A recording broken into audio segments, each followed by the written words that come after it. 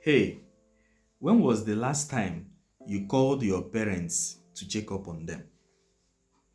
We see people online every day crying over the parents they lost, wishing they had spent more time with them, wishing they had said, I love you more, wishing they had just one more moment. But you still have that chance. Life gets busy, I know. Work, school, responsibilities as an adult.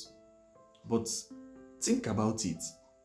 How many minutes do we spend scrolling on our phones, chatting with friends, watching random videos?